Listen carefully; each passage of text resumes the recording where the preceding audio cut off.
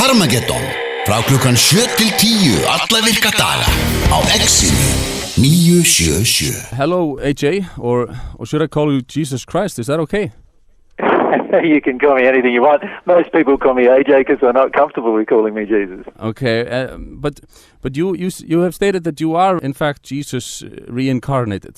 Yes, it's not probably as accurate as I'd like to say it. I am the Jesus of the first century, and I've lived the last 2,000 years, and I don't believe in reincarnation in the way most people on the planet believe in reincarnation. So I am, if you like, Jesus who's returned to Earth, yes. Okay, and when did you first realize that you were this historic person? Well, it's been a growing realization through a lot of memories. So I started having memories when I was 2 years of age. And then as time has gone on through my life, I've had more and more memories. And it was only once I started to psychologically deal with these memories that I had to come to terms and came to terms with them, which was around 40 years of age, that I started to realize what all of these memories meant. But why do you think? I mean, one would wonder if you were the son of God. Why didn't you just know it from first day right along? Well, because the spirit body and physical body of my current life had to go through a process of growing from a point of having no conscious thought, and so it's impossible for a person who's coming back in the manner that I chose to return to actually be conscious of themselves until they have a brain and a psychological capacity to understand what's going on. And being the Son of God, like it says in Christianity that God, His Son, and the Holy Spirit is some kind of one unity. Yes. So would you say that? Yeah, that's not true. I'm just a normal man, just like anybody else is a normal man, and I've always been just a normal man right from the time I was born in the first century. I wasn't born of God, or my mother and father. My father was Joseph, my mother was Mary. And so I'm not a part of God in any way, with one exception in that during my life in the first century, I received enough divine love or enough love from God to become at one with God in the way that I loved other people. So you're saying that these ideas of Christianity that Jesus was God's only son and was made by God and Mary, so that's all wrong? That's correct, yeah. What I'm saying is that I was born just the normal way, and also I am a child of God. My soul, if you like, is a child of God, just like your soul is a child of God. We can become at one with God, and that's what I call being born again. But the reality is that I am not God, and I'm not a part of a Holy Trinity. Okay. But you being like Jesus, I mean, you say you have memories from Jesus in the first century. You said that you remember the crucifixion? Yes, I remember everything in my life from the first century, from the age of around 2 to 2.5, right the way through to today, and everything that's happened in between. So to me, it's all one life that I remember all the details of. So yes, I do remember the details of the crucifixion, and I remember the details of my life that are not recorded in the Bible, the time between 12 and 30, and also the time between I was 2 years of age and 12 years of age. I remember the details of those parts of my life. And do you remember like walking around in sandals and doing the miracles in the Middle East? Yes, not all the miracles attributed to me in the Bible were things that I actually did, though. There were some miracles that I did. Once I became at one with God when I was around 30 years of age, I could start to perform miracles, because really it wasn't me performing the miracles, it was really God working through me performing the miracles, and I got into a condition where God could do that when I was around 30 years of age. I didn't perform miracles before then, but a lot of the miracles attributed to me in the Bible I did not actually do. For instance, I never walked on water, and I never turned water into wine, and things like that. So, but when you were roaming the earth in the first century, you said that everything in the old Bible was true, and every single word was exact. I mean, is that an accurate description still? Quotation? Yeah. No, not at all, Frosty. Actually, the reality is that I knew when I lived in the first century, I knew that the things that I'd read in the Bible up to that point, which was not called the Bible at the time, obviously, but in the Torah and the books of the prophets of the Jews, I knew that many of the things written in them were not completely accurate. And I never claimed to the people that were following me at the time or listening to me at the time that those things were completely accurate. But the New Testament is the manuscript of the cult of Jesus, if you could say. And so and you're saying now that the Old Bible and probably some of the things in the New Testament are not accurate. And now you are the originator of the third, what do you call it, cult or something, and now it's supposed to be all right and true, or am I getting it right? I'm not expecting people to believe what I'm saying without them actually working through the evidence. Many of the things that are recorded in the Bible were recorded after my death and were written by people who had never met me, in fact. And if those people who had met me, many of them also wrote details about my life that weren't completely accurate. It was part of their recollection or part of their expectations. And so I'm not really expecting anyone necessarily to say that everything that I know right at the moment is true, because I am growing in divine truth. I'm in the sense that I'm learning more and more about God and more about truth as my life progresses. And all I'm wanting to share with people is how we can learn more and more truth from God. So all I've ever done is learnt more and more truth from my connection with God. And what I'm trying to encourage other people to do is, instead of just listening to me tell them what the truth is, my suggestion to them is to try the experiment of connecting to God directly and then listening to God as to what the truth is. Okay, but why do you think, whose fault is it that so many things in Christianity have been wrong then? Well, I feel that happened over many centuries.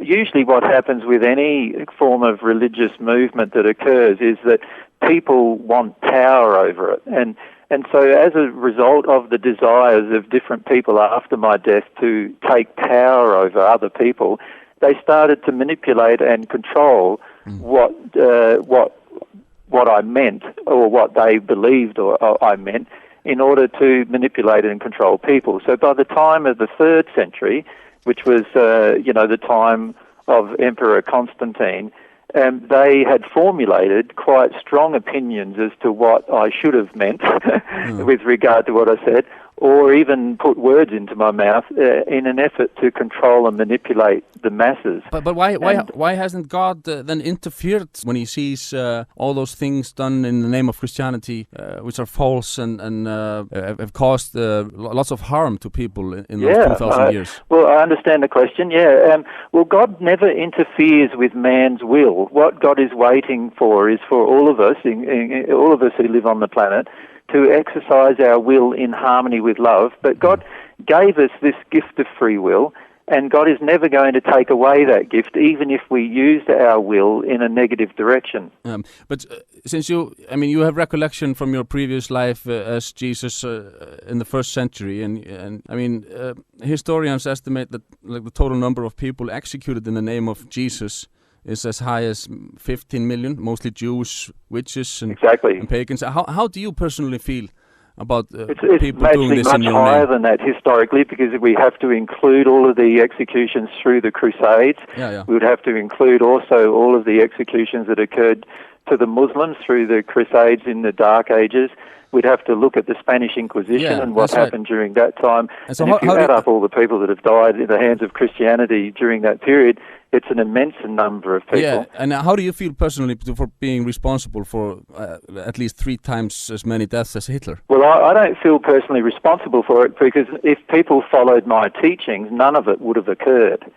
So what I'm saying to people is, if you followed my teachings, even if you followed the teachings that are actually contained in the Bible, I actually said to love your neighbour and treat your neighbour as your friend, and also treat your enemy as your friend. And if people had done that, there would have been no deaths at the hands of Christian people.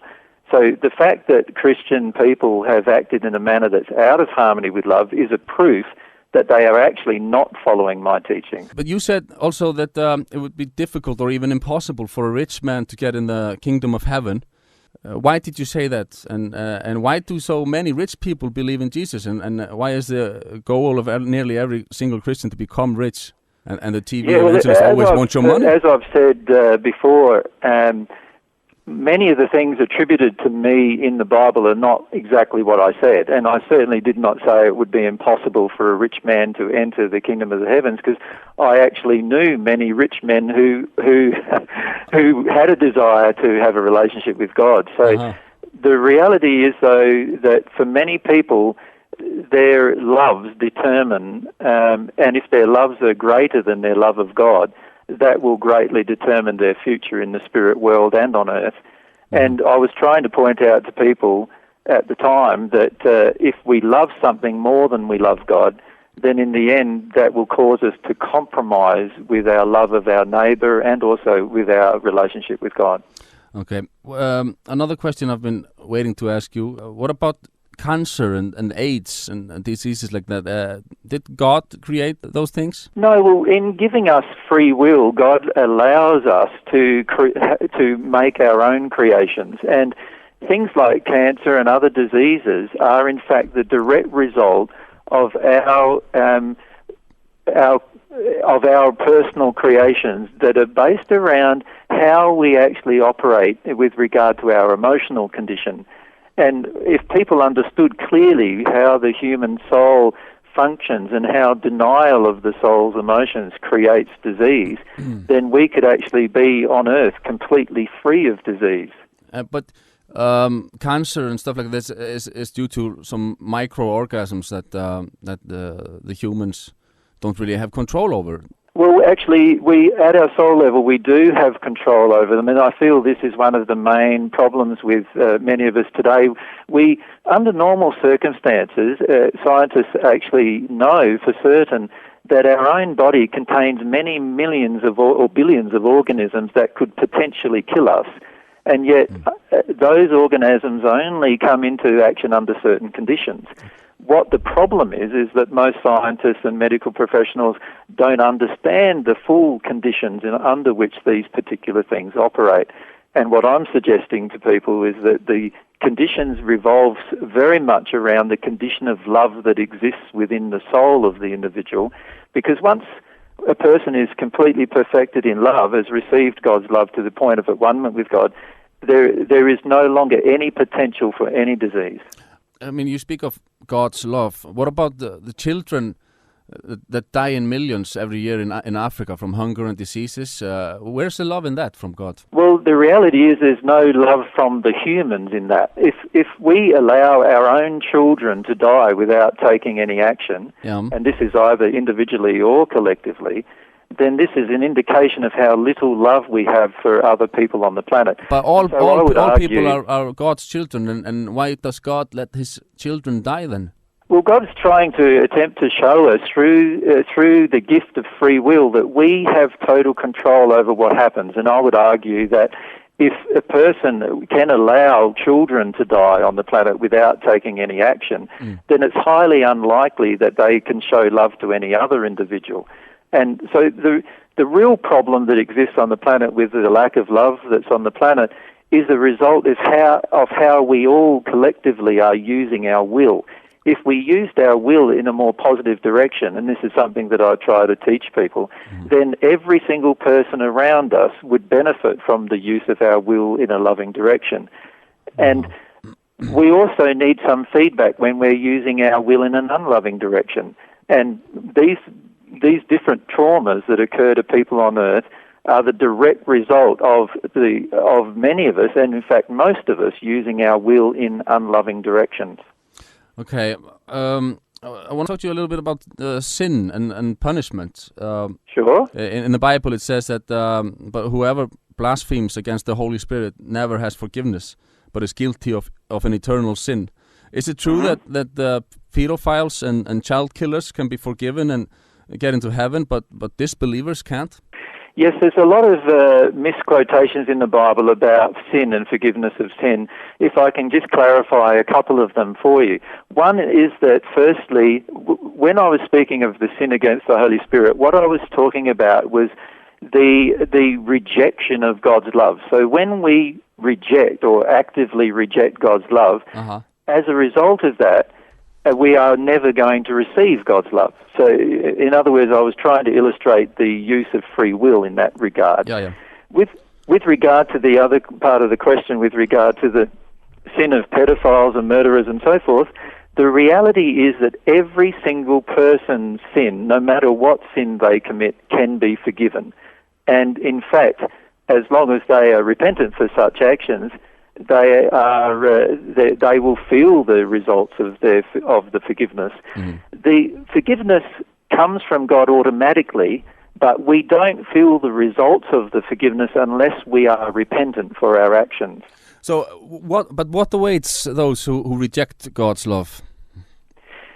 Well, there's still a fairly beautiful life in the spirit world that awaits those who reject God's love. The reality is that we can still continue to progress in the spirit world to the state of the perfect natural man, which is like it's a sixth sphere state or a sixth dimensional state, and most people on the earth are in a first dimensional state. So we can progress quite considerably without God's love, but we cannot progress infinitely without God's love. And we cannot become at one with God without receiving God's love. What about basic things like homosexuality that is forbidden and frowned upon in the Bible? How do you look at those things? Well, God created souls with a wide variety of sexual orientation, from being completely female attractions into being complete male attraction. So there are three potential attractions that God has created through the way that God created the soul, because the soul itself, the human soul, splits into two before it incarnates onto the planet. So what that means is that every single person on this planet has another half of themselves somewhere else on the planet generally. Now, in the split can either be a male-male split, in other words, both halves are male. It can be a female-female split where both halves are female, or it can be a male-female split, which 80% of the soul split as a male-female split. So you reject the claim that homosexuality is an abomination? Definitely. One of my best friends, the Apostle John, known as the Apostle John in the Bible, was a homosexual, and I know exactly where he is in the spirit world at the moment, and he's in a very good condition. That's great to have that finally corrected. Yeah. But about the afterlife, your afterlife, after you were crucifixed, what have you been doing since then? Quite a lot, actually. Immediately after my crucifixion, I watched Mary, my wife, and also Mary, my mother, put me into the tomb, wrapped me up and put me in the tomb. My spirit body instantly at the time of my death separated from my physical body, so I could watch all of these events. I visited the hells of the spirit world and started talking to people in those hells and letting them know that they could get out of the hells if they wished to. And I began teaching a lot more strongly the principles of divine truth that I was teaching on earth in the spirit world. During that time also, I finished up creating 30 more dimensional spaces or existences in the spirit world after my passing. And so we were very busy doing that. And then Mary, my wife, passed some 40 or 50 years after I passed. And then we finished up joining together and doing huge amount of work in the spirit world, trying to teach the principles of God's truth in the spirit world. So your life for the past 2,000 years has been like all work and no play? No, I wouldn't classify it as that. We love doing what we do, and it's almost like it's all play and no work. Okay. But I read somewhere that you said that you've been hanging around with some significant historic persons like Plato and some philosophers. Is that right? Well, in the last 2,000 years, I've had the opportunity to talk with a lot of people who have passed, and of course, who passed previous to my own passing, and I've also had the opportunity to talk to many people who have passed since my own passing. So, and to me, it doesn't matter whether they were, well known on earth or anything like that. All that matters is whether they had a desire to know truth or to understand more of God's truth. And so that caused me to want to spend a bit of time with them. And so, yes, I've definitely spent time with people like Plato, Aristotle, and other persons who were prior to myself in history, and also many that have passed since.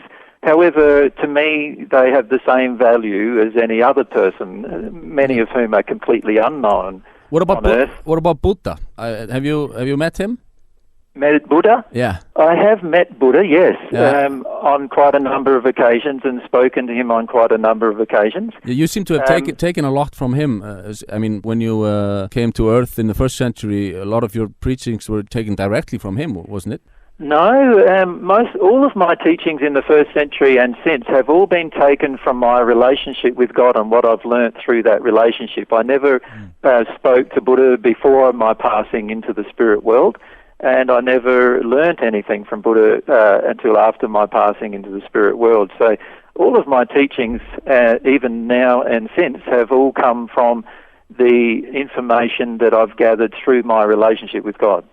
Okay, I was looking you up on the internet last night, and I saw some news footage and a documentary where a lot of people don't like what you're doing, and they say that you're breaking up marriages, and and people are in pain and distress all around the world because of your Divine Truth organization. What do you think about that? Yeah, well, a lot of what the media claims is completely false. We've had a lot of stories here in Australia that have been completely false, in fact, based just completely upon lies. And there's not much we can do about it but just keep sharing the truth. With regard to people being in pain around the world, well, I can't agree with that. Almost everybody who has an interaction with us indicates that their marriage has stayed together as a result of what they've learnt about love from us. And so I feel that a lot of these things come from people changing. And the reality is that any time we learn new truth, we will change, and changes in us often trigger people around us not being so pleased about the changes that we make, even if those changes are positive. There are a lot of guys in the past that have come out in the public saying that they were Jesus reborn. How are you different from the guys who come before you? These previous claimants, yeah. shall we call them? The main reason, I feel when anybody analyses any of these claims, they need to examine the teachings of the individuals that are making these particular claims. And the majority of people who have made these claims in the past have basically just regurgitated a lot of the Bible teachings, or they have come up with a lot of teachings that make no logical sense or have any scientific accuracy. And so my feelings are, there was a statement I made in the first century that by the fruitage of the individual, by what they do, you will recognise the truth. And so what I encourage people to do is to examine all the people who are making these claims and look at what is being created as a result. Not what the media says is created, but rather what is actually being created as a result of these people and what they're doing. And in many cases, you will find that the majority of them, or if not all of them, are completely different to myself, in the sense that I have ethics and morality when many of them don't. Many of them are completely willing to falsify the truth about their life, whereas I speak the truth about mine, and so forth. There are many problems with many of the claims. And my suggestion to people is to examine the claims with an open heart and look at the results of what the person is actually teaching. Okay, Don't look at what the followers do, look at what the individual does. Okay, the last question I have for you is regarding Harmageddon. It's a lot spoken about it in the Bible, and the prophecy is that you would return to Earth, and this time your visit would end in Harmageddon. Yeah. Is that accurate? Or? No, that's not accurate either. There's been great fears historically about sort of God coming to punish the wicked and destroy the wicked. and God coming to remove the righteous from the world or remove the righteous from the wicked. But God has no intention of doing any of these things. Okay. And so I cannot and never have agreed with the concept of there being some kind of Armageddon, like some kind of war of God the Almighty, as the book of Revelation calls it. And the reality, I feel, is that God is waiting for each of us individually to make changes to become more harmonious with love. And the reality is there are definite rewards of doing that, both on earth and in the spirit world, if we chose to do that. And if we don't do that, then there are definite consequences as a result of not doing it. But there are not global consequences to the earth through a single person's interactions with God. Okay. It's been a pleasure talking to you, and I hope you put in a good word for me up there in heaven. Mostly, I feel you can put in your own word. That's one of the things I'm teaching. well, I don't know. But anyway, it was a pleasure, and thank you very much for talking to us. Yeah, thanks for your time, and thanks for your very interesting questions. All right, thank you. Bye-bye. Bye-bye.